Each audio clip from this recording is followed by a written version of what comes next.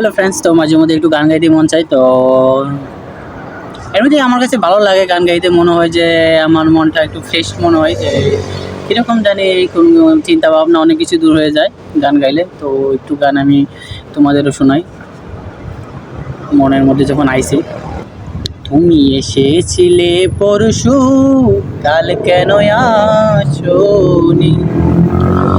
আকাশে ছিল না বলে আই চাঁদের পালকি, তুমি হেঁটে হেঁটে সন্ধ্যায় আসনি কালকে।